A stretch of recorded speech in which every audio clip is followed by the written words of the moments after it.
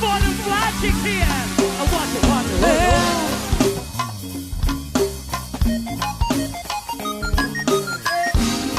You all right, mama? You all right? We got the Kansas up front, y'all. Yeah. Let's go, front line. Hey, put your Gucci rings up in the air. Hey, storm, let it ride around. That feel good, baby. Oh, what's up, Mark? One more time, fly girls. Hey, put your Gucci rings up in the air. Boogie, hold it down. Oh, we got the fellas jumping, y'all.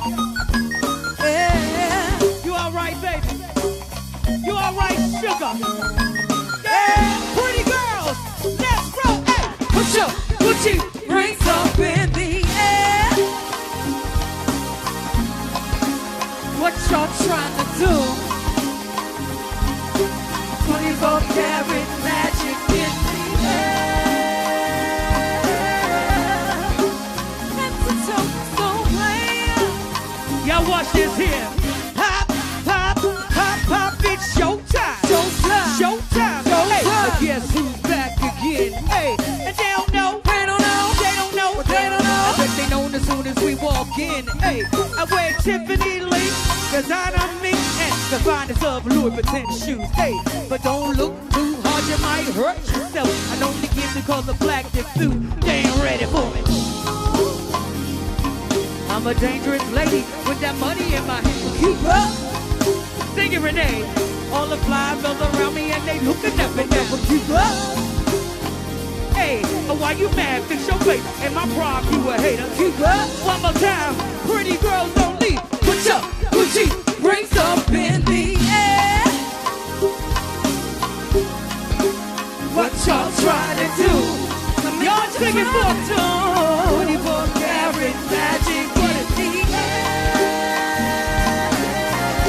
Oh, that's so player. You ready for the second verse? Second verse for the hustlers, the gangsters.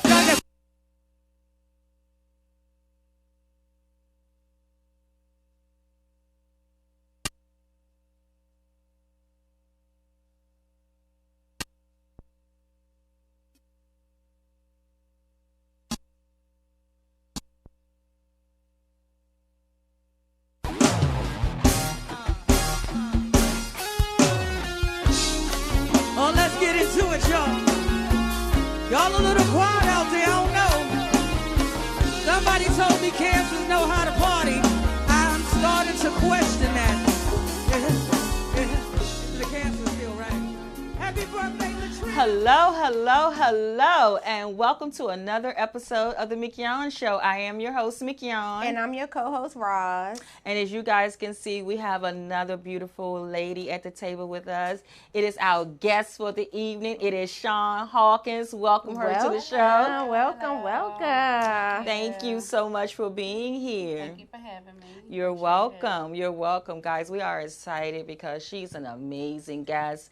I did put on Facebook today that the topic will be of this show will be overcoming teen dating violence. So we're definitely going to talk about that and tackle that and be able to help someone. So we're going to definitely be giving out a lot of information. So guys, be prepared, get a pen or something, because take some notes. Share this video. If you're watching right now on YouTube, please subscribe to the channel and also share. And also, we're going to be taking phone calls today. So if you would like, if you have a question or comment that you would like to ask any one of us, you can call us at 240-719-2560. So y'all see that Roz is back, right? Yes. Welcome back. Welcome back. Yes. And another year older. I know, right? Yes, you guys know my birthday was Friday. Yes, it was. So it was. Turned 39. Oh my goodness. Yes, 39, yes, y'all. Oh, 39. shucks. Oh, shucks. Yes, well, that is good. Happy birthday to you. Happy birthday. Happy birthday, sweet. Happy birthday to you. Apple. Happy birthday. It's Roz's birthday, y'all. Where it was, y'all.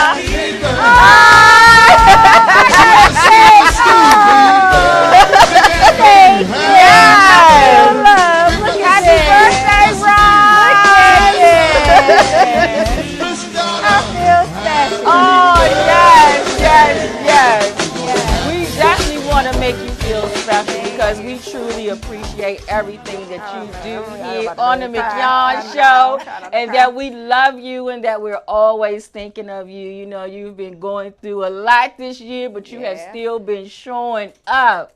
Thank you. And I just want you to know that I love you and I appreciate you. Thank you. I know I'm trying not to cry. Thank you. Yeah, so my birthday was the weekend, so that's what I did for the weekend. And it's so funny, my daughter, you guys know Imani, she has a mind of her own. She's 7, but she came in the house, she's like, I didn't want to do anything. You guys know I lost my mom on October the 12th, so I'm still trying to just figure life out, you know, because it was unexpected, whatever, all of that. So my daughter comes in the house like, what we doing? I'm like, I'm chilling in my onesie watching TV. No, it's your birthday, and Grandma Kern wouldn't be happy if you just sit in the house, and we got to go somewhere. And she just kept on. So finally, 9 o'clock at night, I was like, let's just go out to eat. Because Imani was not. She wasn't having it. She was not. She ate her father's face like, why we not taking mommy out to eat? She in her brother's face like, do y'all have money? Like, because I know y'all work. Yeah, so 9 o'clock, we went out to eat. So it was good. Just, you know, my kids, my husband, my dad went out. And then Saturday went out again to Hook and Reel. Mm-hmm. Go there again. I heard of it. I haven't been there. I haven't been there. We got to go there. I want to Hook and Reel. That food is good. I heard it was good. It is good. I didn't like the shrimp. I'm going to be honest. I didn't like the shrimp. Did you have the shrimp in your bag? I can't even remember what I didn't like the shrimp. First of all, they was like head on or head off. I'm like, if you don't take them head off, they was like, it's $4. I said, I don't care if it was $14 more. Wow. So you get whatever you want in your bags. I had crab legs and shrimp, and then it was potato and corn. Listen, that. So they put everything in a bag. It's like a boil. Oh, a boil. Girl, you open that bag, and the aroma came up, and I was like, and then the corn, because you know the corn be so juicy. I feel some kind of way because I was like, no.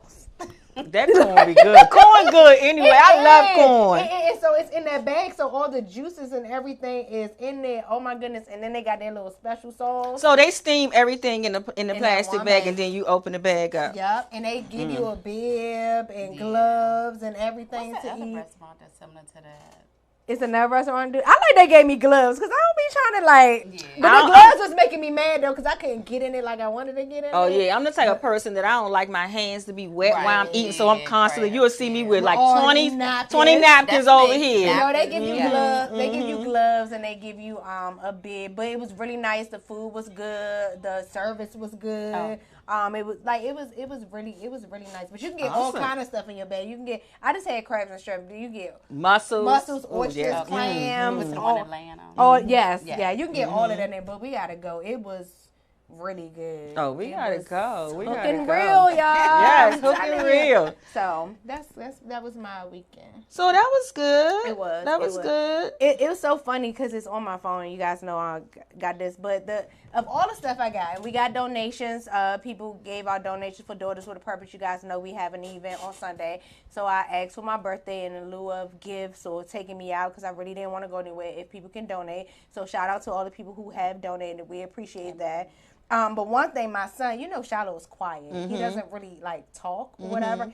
And he got me this card, beautiful card, and he wrote a message on it. I mean, a message that like literally, and when we're gonna break and come back, I'm gonna have to read this message, but it literally was like, oh my goodness, like you never know how someone views you, even your own children. That's like true. You don't know how they see you when they think about it. And I was reading like, my son wrote this, you know, so of all the gifts that I got, all the wishes and things like that, just to hear my 20-year-old son write the stuff that he wrote to me as his mom makes me know that, like, in all my life, I've done something right when it comes Yes. Oh, my goodness. Shout out to Shiloh. Yes. That was awesome. That was awesome It because it's always awesome that when the children that you raise can come back and share with you, you know, all the things they have watched you overcome and do things.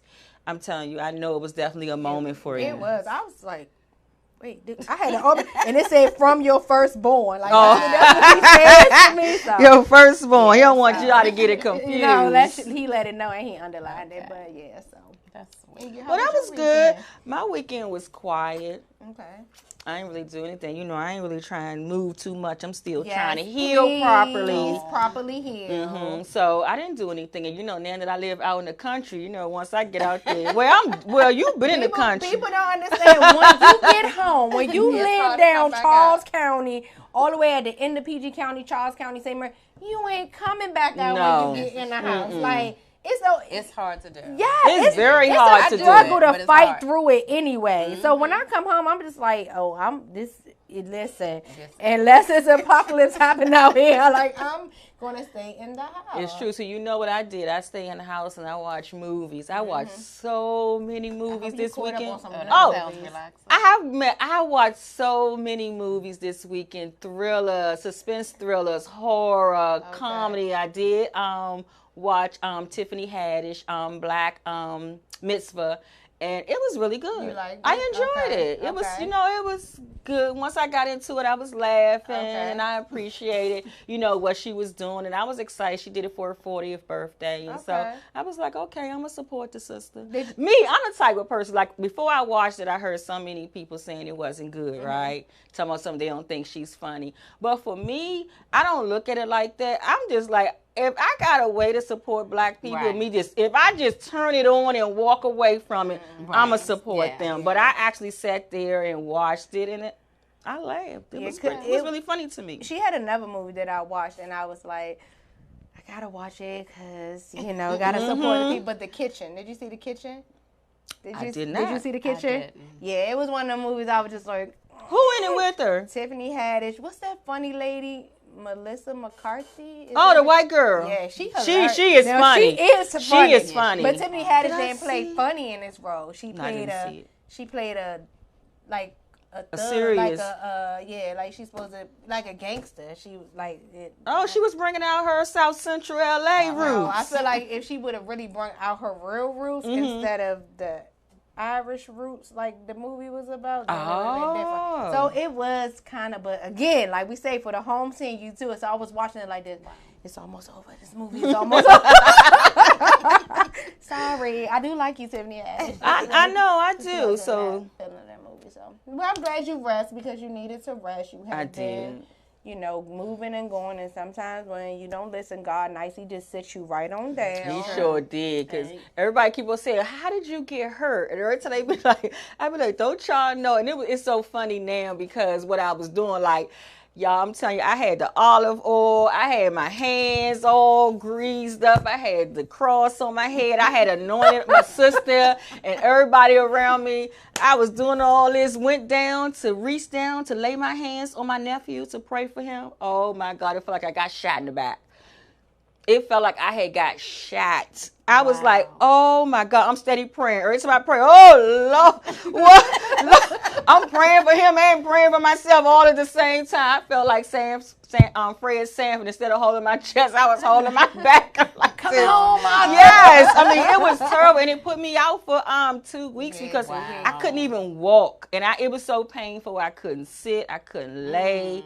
I couldn't stand. I couldn't do anything without feeling that pain. And I was like, oh, my God, it was something that I had never experienced like that before. And be careful. Just to learn how to walk. Like when people say they had to learn how to walk again, I know sometimes you be like, learn how to walk. But just in that short period of time, I couldn't walk. Like every step was so exhausting. And the things we take for granted. Granted. Walking is just like a natural granted. To some of us. You know what I'm saying? It was so exhausting to even do that I even had to walk with. I was walking with a cane that even on Thanksgiving, some of my family members, they was looking, they was like, what are you doing with a cane? I said, walking. What you mean what I'm doing with it? Yeah. And that's true because you got to get your balance back. You got to learn how to walk, and you got to take it slow because you're so afraid that because any way you move, it was painful.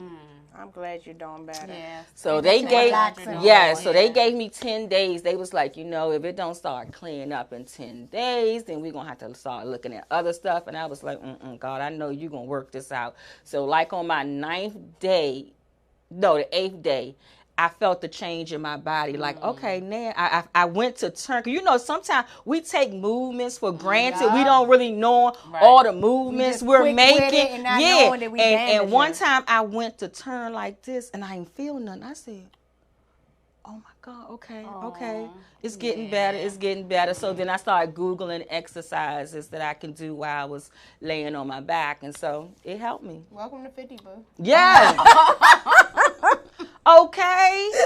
It's crazy because like the doctors, I had 2 back injuries from 2 prior car accidents. And so they had told me that as I get older, that I would start experiencing more things when it comes to my back. So welcome to 50. Yeah, y'all they know right. It was her big 50 this year, so welcome to 50. Yeah, so I'm just thankful to be here, thankful to walk. I'm just like, like when you're down like that and you're a spiritual person, God starts showing you so many things. I'm laying and I'm thinking about people that's paralyzed, people that wake up every day that's sick, and just having that empathy. And saying, God, you know what? We take so many things for granted that this is experience for me to be like, you know what? He just continues just to keep making me more humble in everything that I do. Yep.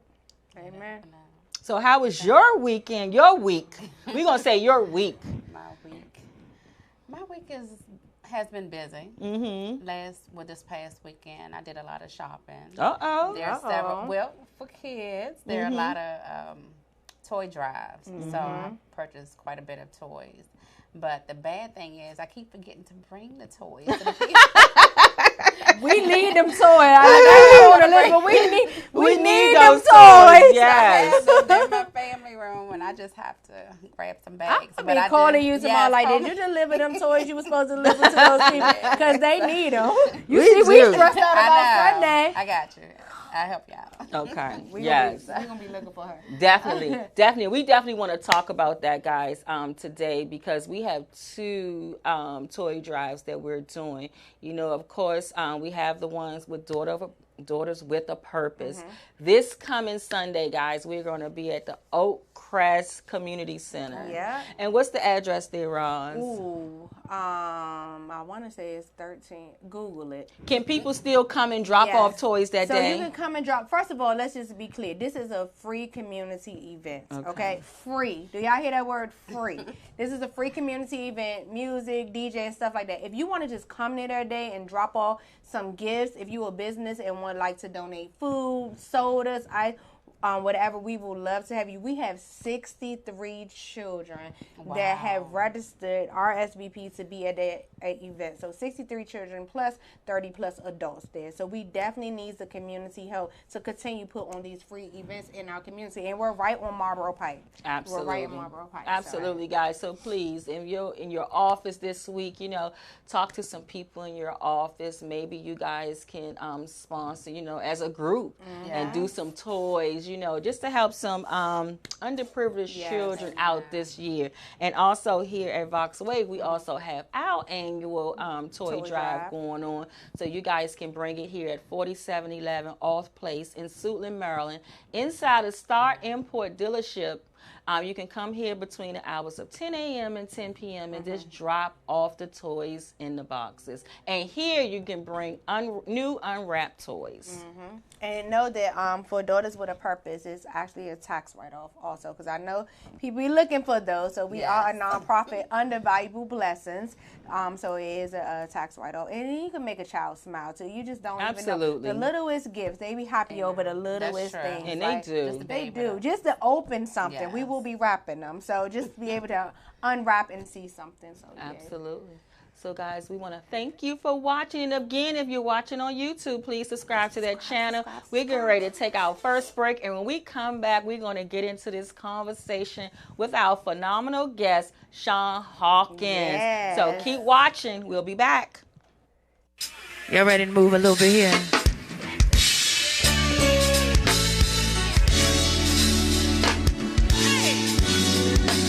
It's been a long time ill. Hey, I watch the bug of it.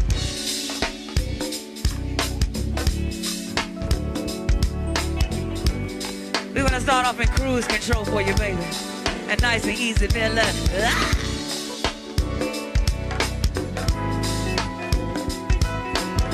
Gonna do this for all the sexy Aquarians in here.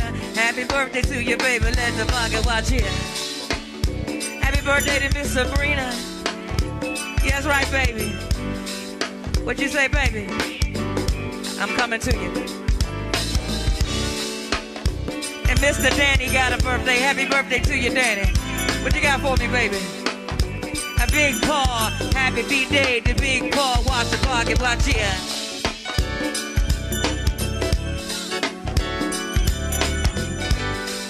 And Lauren got a birthday.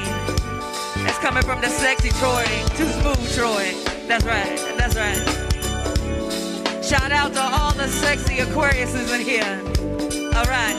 Hey, I Belladonna, watch the Papa do the work. He's up on him, Cherie. Sweet Cherie, baby. Yes, indeed. Hey.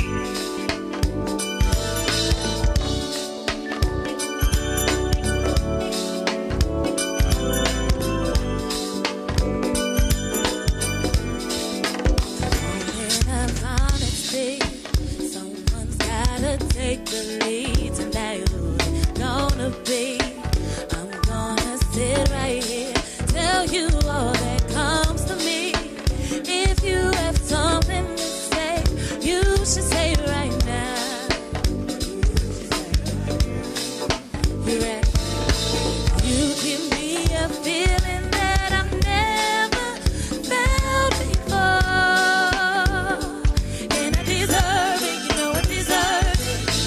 It's becoming something that's impossible to ignore.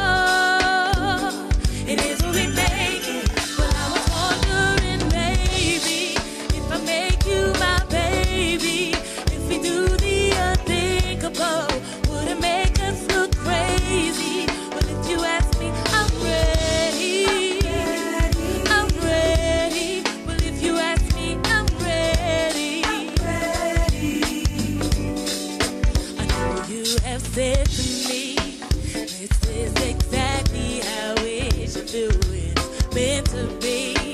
Time is of the earth, so why wait for eventually? If we gon' do something right, we should do it right now. Yeah. Oh, you give me. It's that time of year again. The second annual toy drive, your chance to give back to the community by helping a child have a happy holiday. Stop by Voxwave Studios, 4711 Oth Place, Suitland, Maryland, and donate all your unwrapped toys no later than December 20th. It's our second annual toy drive, sponsored by Urban Style Media, Voxwave.com, and Star Imports, the home of the boutique car buying experience. So enjoy your holidays and give back to the kids of the DMV. Toy to a child in need. It's the Voxwave 2019 second annual toy drive. It's all for the kids. From December 1st through December 22nd, drop off a toy for the less fortunate at 4711 Off Place, Suitland, Maryland. And let's work together to make this holiday special.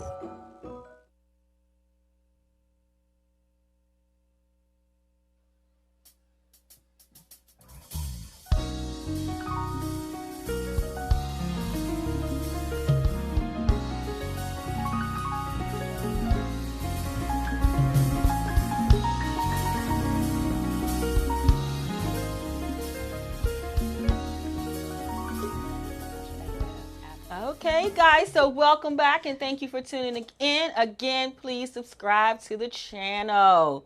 So, Roz, take it away. So, you guys, I'm just going to read some of the bio of the beautiful Shawn Hawkins, who is in here with us today. A woman of God, a single mother, a missionary at New Home Baptist Church under the leadership of Pastor Bobby D. Hicks, a domestic violence advocate, and a real estate agent. Okay. She has a son, 25, a daughter, 14, a granddaughter, 1. She was born and raised in Washington, D.C., where she attended D.C. public schools, graduating from HD Woodson. I knew they was going to get excited. That's why I paused, okay? Because I knew D.C., you know, D.C. in the house. She later received a degree in accounting from Prince George's Community College. Whoa, whoa. All right, Al. Yes, I know that. She is a domestic violence survivor removed from her abusive marriage over 16 years ago. At the hand of her then boyfriend turned husband, she was physically, mentally, emotionally, verbally, and sexually abused when they were dating as teens, which continued and escalated into the years of marriage. After being removed from her abusive marriage, she knew that the years she spent in a hostile and very volatile relationship would not be in vain. She somehow knew that one day she would be able to help someone else in the same dilemma. It wasn't until 2013 that she received her calling to step into her purpose to become a voice of hope by advocating for other women and girls who find themselves in an abusive relationship. Her desire and goal is to help those trapped in a world of abuse to find a way to escape from harm's way and to help prevent abuse through teaching, mentoring, and providing tools and resources. Shawn has not only survived, but now thrives as she walks in her liberty to be everything that God has called her to be. Again, Yes. Shawn. And that is definitely something I want to point out when she broke down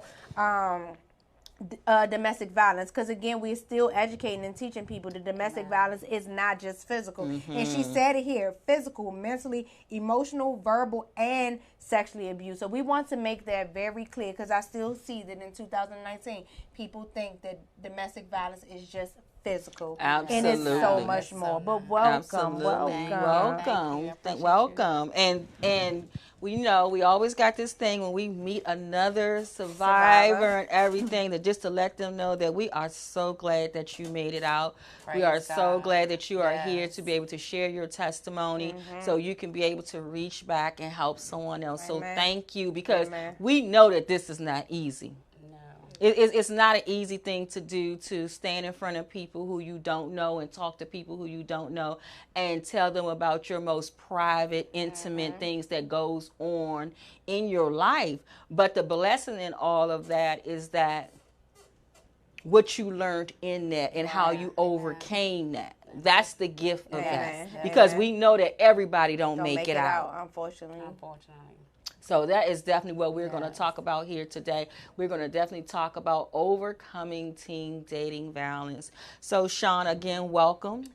Thank you so much for coming. I appreciate you. And so what I want you to do is talk to our audience on YouTube and also Facebook. Just tell them about your story. Tell them about your relationship where you was a teenager, how it started, and how did it progress. So it all started when I was just 14. I was actually at Woodson Junior High School. The nice. I knew she was about to get excited. This is DC all the way. I'm sorry. Please, those were my schools. You went there? Right. Oh, okay. Yeah, I went there with her sister. Oh, okay. Oh, I think we Lord. were like a year apart. But yes, it all started 9th grade, Woodson Junior, and it was just a crush, and we began to talk, be friends, and he was this quiet young man, just handsome, and I was just attracted to his quiet, meek, demeanor. So I was like, okay. So we got to know each other, and he started walking me home from school, and we became boyfriend and girlfriend, and everything was just cool, just, puppy love. And then it progressed to a point where, yes, we're spending a lot of time together, but then he became a little possessive, where he really didn't want me to hang out with my friends and my cousins anymore, and just took a lot of my time. And now I'm thinking, oh, he really loves me, and that's normal, so cute or whatever. But again, it just became a thing where he just wanted me all to himself. And so it became a controlling thing. And so he began to make threats, like, if you tell anybody, it never, manifested, thank God, but it would be threats to my family. And so I wouldn't say anything. And at the time I was living with my grandmother, and my little brother was living with us. And so he would make little comments like, you better not say anything. Because at one point I got tired of him just being so just controlling and just doing little things. He would do little things. It wouldn't be so much that he would like punch me in the face or anything where I would have a scar on my face or a black eye. But he would do little things like maybe push me or choke me. And it just got to the point I got tired of him doing little things to me. And I remember he was in my room one day, and I had actually hit a little knife, like a little steak knife. Because I'm like, I'm tired of him keep doing something. And I never said anything to my grandmother. So I'm trying to take control of this situation on my own. And he saw me pull out the knife. He was like, what you going to do with that? And I was too scared. I'm not a violent person. So it just progressed. And I know people probably look at someone and be like, oh, they so stupid. Why didn't you just leave? Why didn't you say anything? Why didn't you tell someone? But again, I'm naive. I'm young. So I'm thinking, I don't want to say anything because I don't want my family to be harmed. So we continued to going through high school. And at some point I did reach out to a teacher, because at points throughout the relationship, I would get tired. And I was hoping for some type of relief or some type of, intervention from someone. And so that did come in high school, where we actually had to meet with the assistant principal, and both of our parents had to come up. Well, my aunt came up to represent me, and I think his mom came to represent him. But, we ended up getting back together, even after the meeting and everything. But there was really never any consequences. So again, because I just, just was naive, and, he says he's sorry, so I just continued to, just be with him. And then I think at one point he actually did hit me in my face, and we were at school, and we were at HD, because he thought I was looking at some boy. So he did punch me in front of other people. It was just, to be honest, even like now when we're on Facebook and you see your high school friends, I could barely remember half the people, because I was so, he and I were like this. You saw him, you saw me, you saw me, you saw him. And so I never really got a chance to experience high school like everybody else. So that's the one thing I do regret, because again, he just kept me so close to him. And every moment and every day wasn't bad, but there were just more bad days than good days. Absolutely. And a lot of times I think about that when we're sharing our story, because we have so many young girls that are actually living that right now, who are in abusive relationships that can't tell their parents and stuff like that. And so I always try to ask myself that, as a parent, what can you do that if your child is not saying anything to you, their grades is still good, they're still going to school, not those normal red flags are showing up at your door. As a parent, how can you talk to a child just to check on them to see if everything is okay? Like, what did you need at that time? Like, when those teachers had stepped in, what did they give you that you needed in that moment, those adults, I'll say? I never had anybody ask me that. I don't know why I'm feeling a little emotional about that. I know, I'm about to cry too. I'm like, man.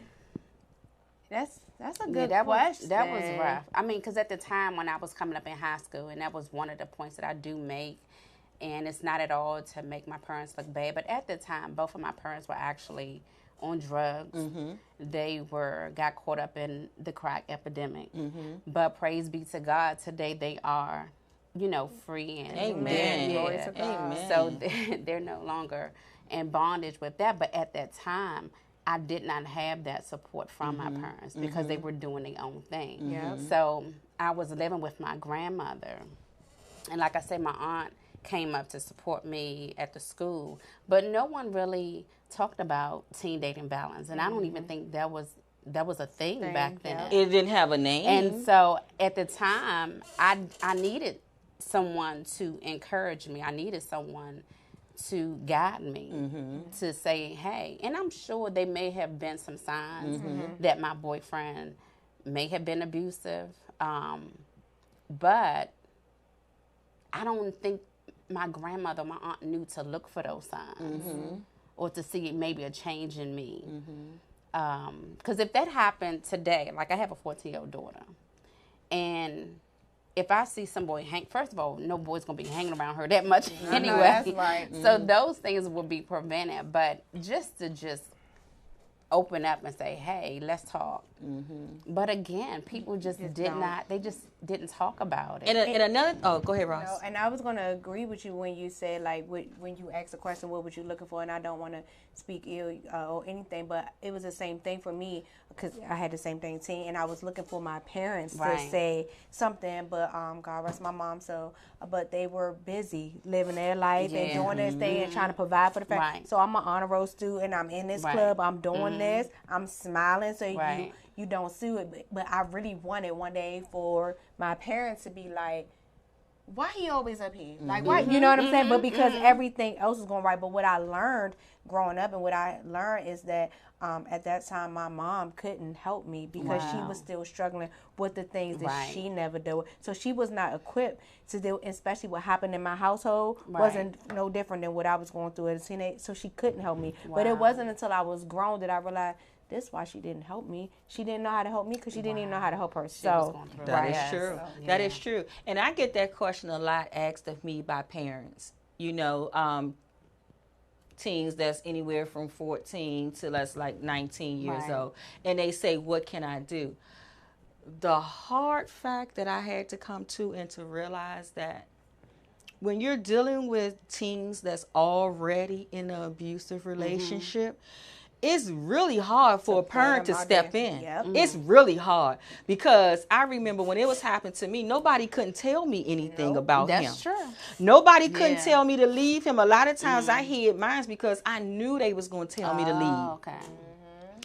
I couldn't let him leave. Turn on him first. Yeah, we'll turn on them first because if this is my point of saying that because a lot of people always want to know what they can do. That's why it's so important that when it comes to violence that we have to teach children very young about healthy relationships, unhealthy relationships, because by the time they get in it, it's already too late. It's too late. It's too late. And I know we want to do everything that we can, we want to do everything that we can to help them. But by that time, as a parent, the child is going to start disrespecting you. They will even be willing to leave your house to be with that person because for some reason they have bonded with this person through all that unhealthiness because they thinking this is what relationship is.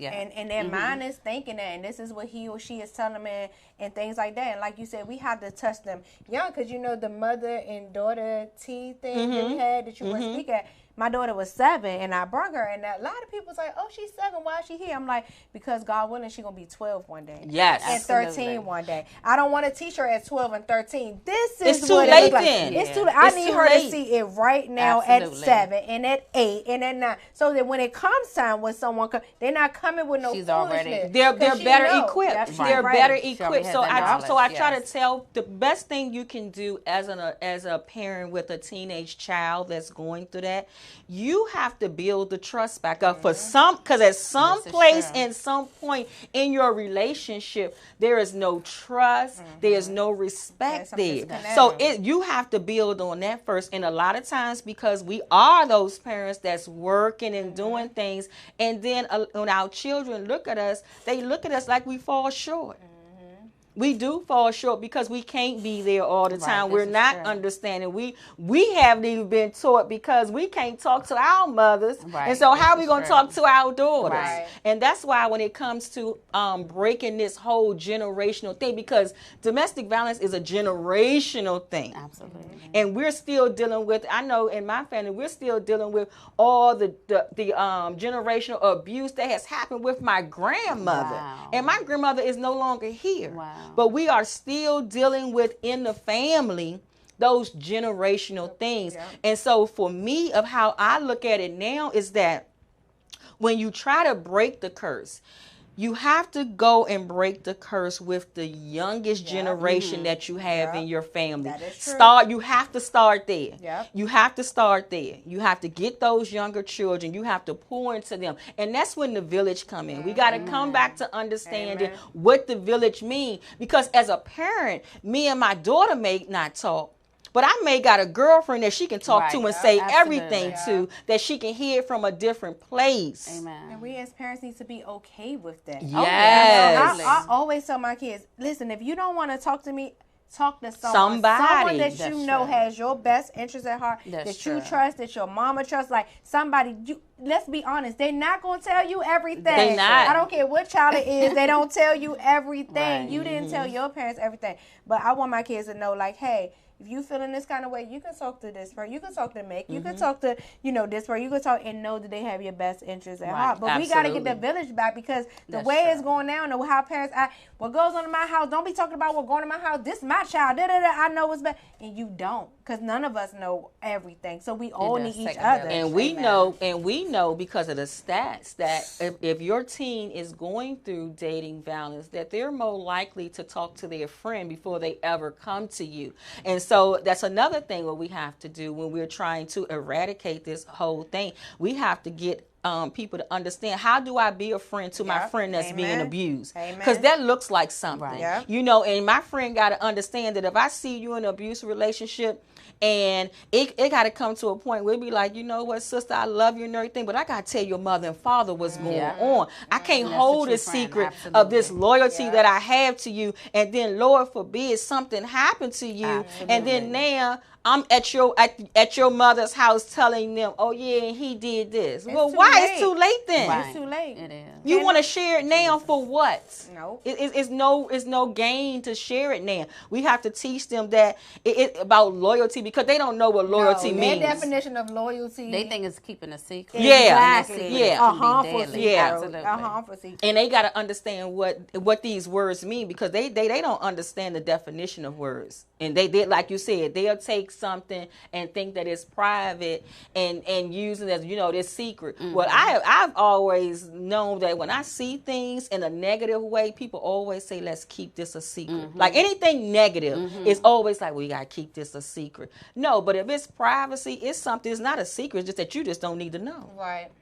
It ain't harming nobody. It ain't hurting nobody. Right. But a secret is hurting people. Somebody, Absolutely. Somebody is being hurt if somebody is keeping a And secret. so the kids need to be taught Yeah. that as They well. need to be taught the difference. Yeah, they really They need to be taught just the like difference. how they teaching anti-bullying in school. Yes. Same thing. If you see something, say something. Absolutely. And so they do need to bring in the teen domestic violence They workshops do. and things like that. That should be mandatory. And we had one in Charles County last year. Oh, wow. We had one. So 2 years in a row we did one. The first one we had about 20 or 30 kids, right? Yeah. The Probably second, like 30. The second one we had over 60 kids Yeah. in there, 60. So I'm like, the need is for it. Oh, we had, it's there. so we did it on a Monday when school was closed. We had 60 parents drop their teenagers off. It was like maybe 65 parents dropped their teenager off for this free workshop that we did on Teen Day Invite. You wouldn't believe some of the stuff we heard in there when they talk about what loyalty is, how they accept a little lie over a big lie, and we like, well, what's a little lie? Yes. Well, how it's a part of the relationship. When you get in a relationship,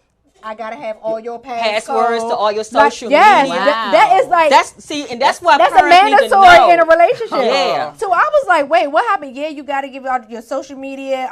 None of that could be secret. Like I gotta be able to tweet. Yes. goodness. And we were just sitting here like, I was like, oh, I need to catch up. Yeah, like, so I right, can know, because I have a 20 And they learned that day that that's not loyalty, that's control. Yes. See, that's why it's so important that they have to be taught, because a lot of times they not getting it. They're not getting it at home, and we know the school system is not giving that to them, but they're not getting that at home. And then what information are they getting at home? Right. What are they seeing? How is mommy interacting with daddy? How is their relationships? Right. You know, all that play a big part about it. That's true. And even with the young ladies, with the teen girls, like with my daughter, and what we've been doing for the past couple of years, we speak words of affirmation. Mm-hmm. So I made a list of cards for her and a list of cards for myself. So that's one of the things I wish I had in terms of building up the self-esteem. And so that's my thing. And because of the things that I've gone through as a teen and as a young adult, I have vowed, I said I would not, even though I can't control anything, but to help prevent, I'm going to build my daughter up. Right. Even though her father is not there physically present, God give me the grace and the wisdom to do what I need to do to help her be the best that she can be. And that's very important. And to never go through what I went through, so she'll know her worth. Absolutely. And that's just it. And even with adults, a lot of women don't know our worth. Yeah, because they are 40, 50 years old and you still trying to figure out but they are adult. They are adult in age and body only. Absolutely. Mentally, they are still that wounded child. Wherever it happened, that whether they was 5, whether they were 8, they are still that wounded child. So that child has to be healed, and that's why it's so important. Absolutely, young age, teaching them affirmation, teaching them to be able to look in the mirror at themselves, to know that, because I used to do a workshop with a mirror where they look in the mirror, and grown women can't look in the mirror. They can't even look at their self and tell me what they see in the mirror. So we have to start bringing these, and I consider that to be like a life skill. It is. Like to be able to get there to understand what self-love is. Because I know for me, I battled my life with self-love for myself because so many people told me that I was selfish. Wow. So I spent a lot of my life trying not to be selfish. You know what I'm saying? But then it clicked when I started getting therapy and stuff and learning who I was, and that it's okay for you to love you first. Absolutely. You don't give everybody all of you, and then when we give people all of us and don't take care of us, that's when we get to depression. That's why I dealt with depression in my life, anxiety and all those things, and suicidal thoughts, and all because I'm trying to take care of everybody else and not taking care of me. Wow. So afraid of what people gonna say. That's it.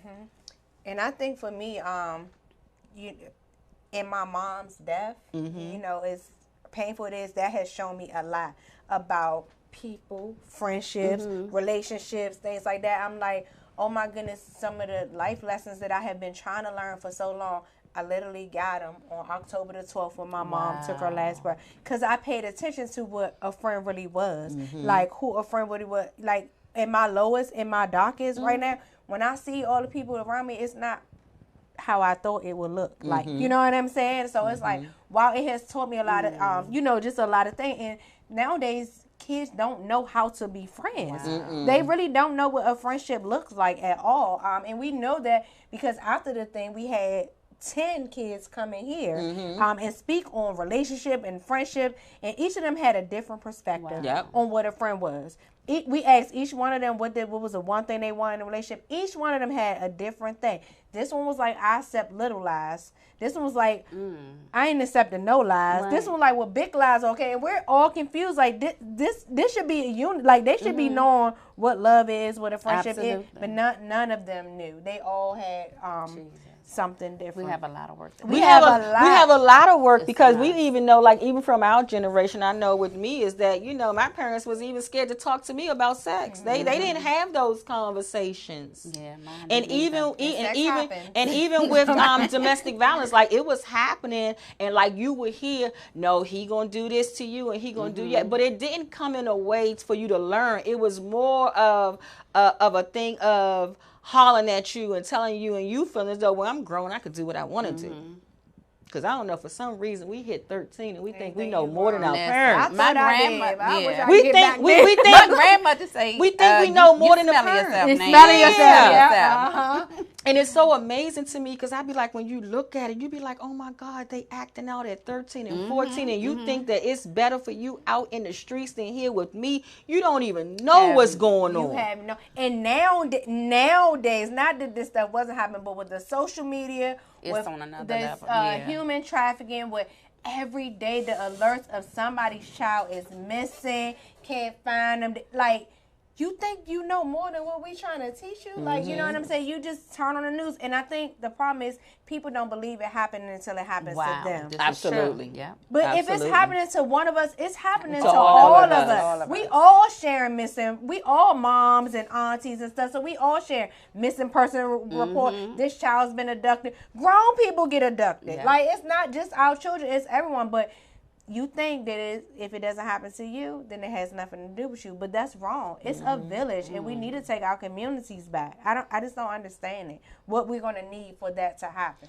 Well, my thought is that the school system, the Board of Education, is definitely going to have to sit and come together to the table. So y'all know I sit two sides on it. They're going to have to come together and be able to put this in the school system. It has to be taught on a broader level, because the reason why I say that is because in the households, everybody is not educating themselves to be able to do it properly. Right. So just like health ed, when they wanted to teach you how to take care of your body and do all these things, it should be incorporated into that. So first of all, you guys know that I work in the school system. So number one, health ed is not the health ed that we got back in the day. Really? I just want to, health ed is hygiene. Okay, that's what health education is. It's put on some deodorant, make sure you stay clean, like that type of thing. Because so much things have been taken away out of the school system for so many reasons. Do I agree we need to be teaching stuff in the school system? I totally do agree. However, the school system is not caught up with the times yet, because they're still trying to filter through and clean up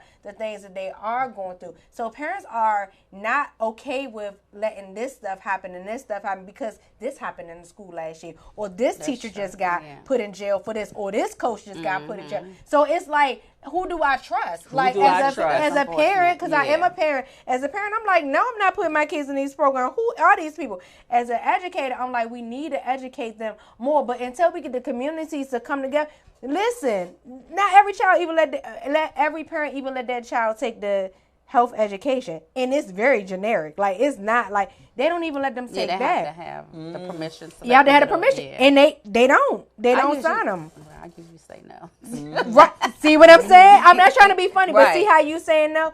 It's the same thing when we talk about we want to teach them how to be a good friend. It's the same thing when we want to teach them. First of all, a lot of parents are not open to the domestic violence talk because you hitting their household. Because there you go. Then you about to put all that business out by putting that child in it. So while we want the schools to do it, if we don't reach these parents first, the school is not going to be able to do it, because it's like, oh, you want to teach my child about domestic violence, and I'm getting my head knocked off every day, and now my child might tell you what's going on in my house, because now you done taught them what domestic violence is. They're not going to do it. Because and what it is that even with the bullying, bullying is starting in grade school, of how the children interact with each other, but then as they grow, then it turns into teen dating violence, because they bring all those habits and everything, and now they're not doing it to the boy that's sitting next to them, now they're doing it to the woman or man that's in their life, because women do abuse as well. Oh, they do. And so and so it has to be broken at somewhere as it's going to have to take the whole community. It's going to have to be the church. It's going to have to be the school. It's going to have to be everybody going to have to come together and do this.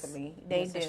Everybody has to come together. That's the only way we can do it. We can't have one group teaching how it's supposed to do, and we got a whole lot of other kids don't know what it's supposed to be done. Like, we had to tackle it: school, home, church, community, recreation, like this all the way around the board. And we not there. And because it's an epidemic. If this was a disease, and it had these numbers, and it was an epidemic, everybody would be trying to find a cure to be able to do something so we can change it. And here's the thing, it is a disease. Yes, it is. Depression. PTSD, anxiety, suicide, low self-esteem. Like, we can go on and on and on of all the things that happens that comes out of this. Domestic violence, bullying, you know, all of these things that our children and adults are dealing with. Right. And it's a big mental health issue, too. Yes, it is. Because I was actually thinking about that, and it dawned on me, even with my ex-boyfriend or ex-husband, when we were coming along in high school, and when I look back over that whole situation, and knowing what I know now, I definitely believe there was some mental health issues that never got addressed. And so, because back then that was not a thing, that was something to be ashamed of, or it was like, oh, he's just angry. He has anger issues. No, there's some. Even when we were married, there was some mental issues that didn't get that resolved. Never got addressed. Never got resolved. Never got addressed because we don't do therapy and those in this house stays. And those are the things that we are, and those are the same things that we protect our abusers with. Those things that we know as their spouse, as their girlfriend or whoever, because we know, we see it, but then we'll protect them from that. We want to shield them. Because we know they are hurting. We know they are in pain. And we really want to believe that it's going to get better. Thinking that, oh, okay, well, if I show him that I can be this type of woman for him, then maybe he'll do what he need to do for me. Yeah, I actually had a family member tell me, because my ex-husband, he was an alcoholic. So he drank and drank and drank.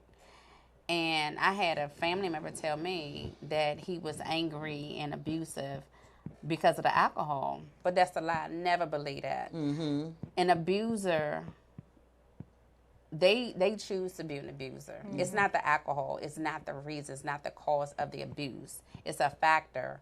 But even before he became an alcoholic, before he grabbed that bottle, he was abusive. Because alcohol, he was going through already. Absolutely. That's what he was using. Absolutely. And the alcohol is only going to bring out what's already in. That's something that was already in you. It was already there. Yep, they caused him to drink the alcohol anyway. And that's the thing. Like you said, I came out about my depression in May. I think it was. I came out about my depression. But listen, I've been dealing with it since I was a teenager. I was clinically diagnosed depression, PTSD, and anxiety. I just turned 39. I just came out about it in May. Wow. You know what I'm saying? So if you know how many other people are suffering inside, I put a smile on my face, go to work, raise 4 beautiful children. I'm a wife, all these things. But yet and still, I finally was like, I couldn't take it no more. And I came out about what has been hindering me. So I'm not alone. You know what I'm saying? I'm not.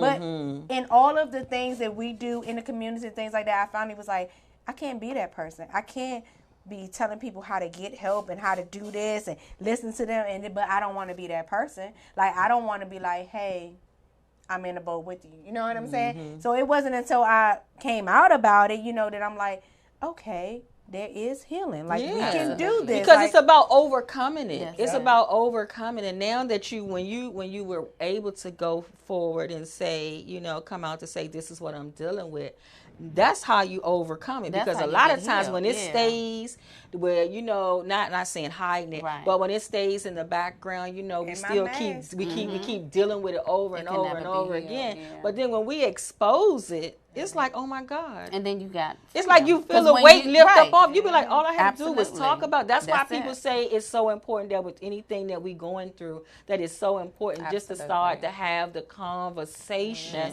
It is so healing within itself. Absolutely. It is. It definitely is.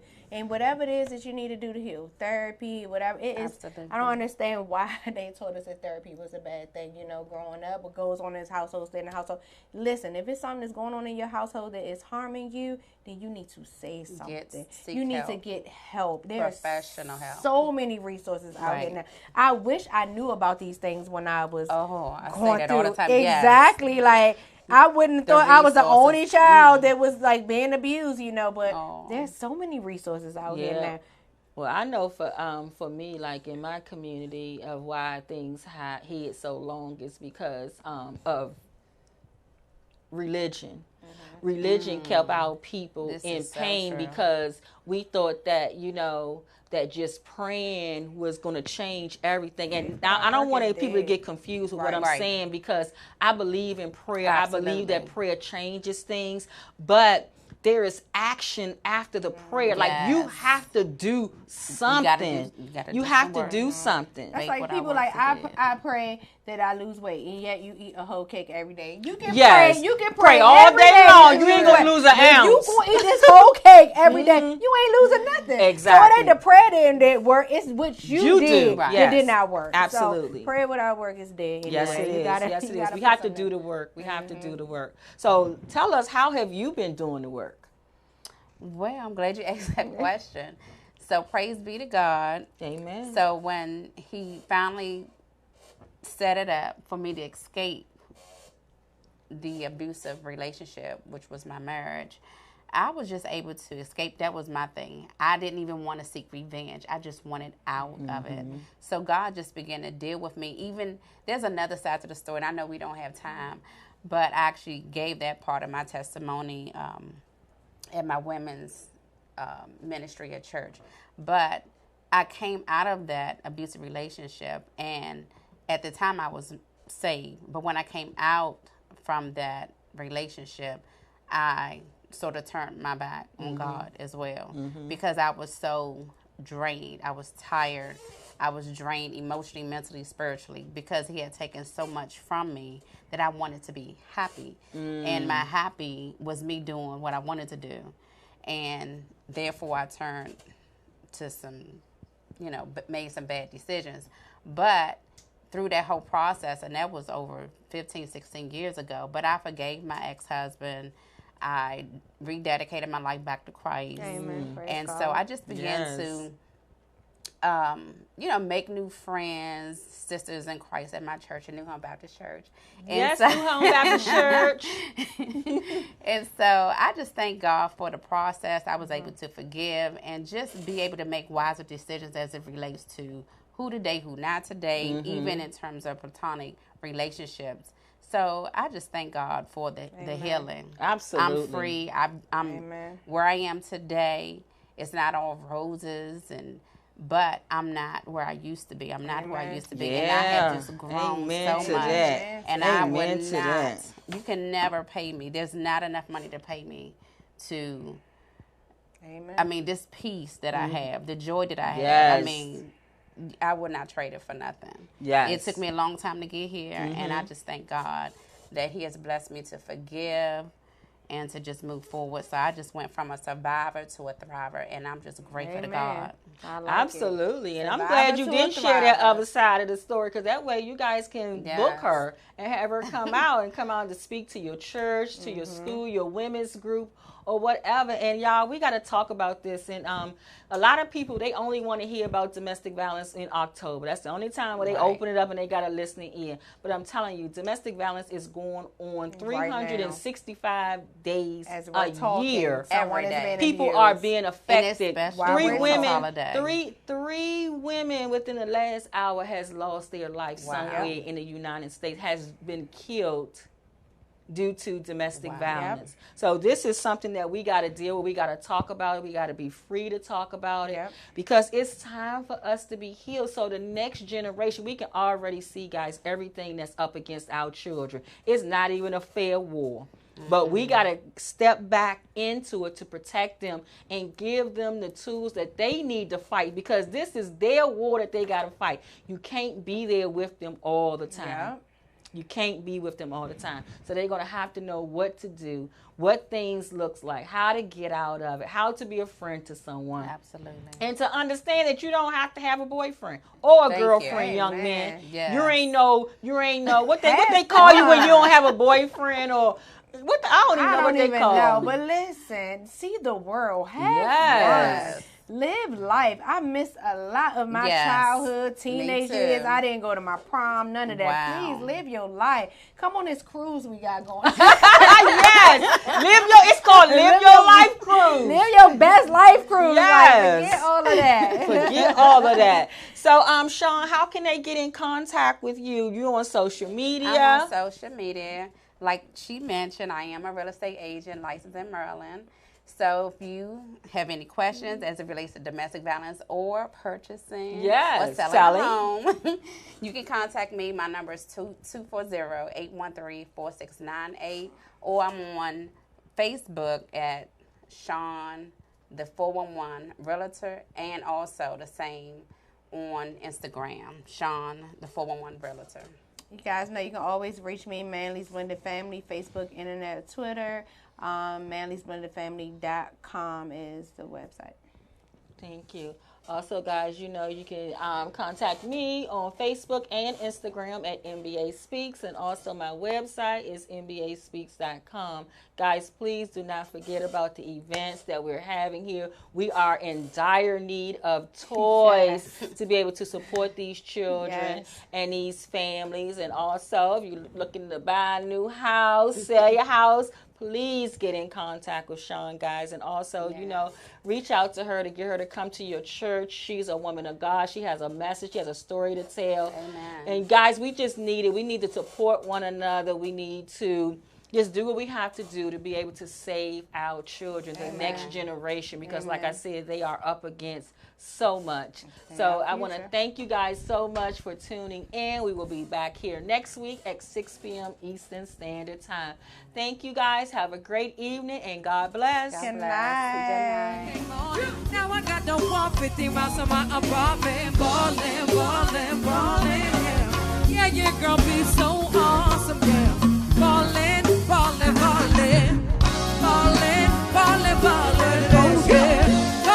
All my ladies in here, say yeah, yeah, yeah, yeah, yeah, yeah, say yeah, yeah, yeah, oh yeah, yeah, yeah, oh yeah, yeah, yeah, oh yeah, yeah, yeah. Where my money making fellas is at.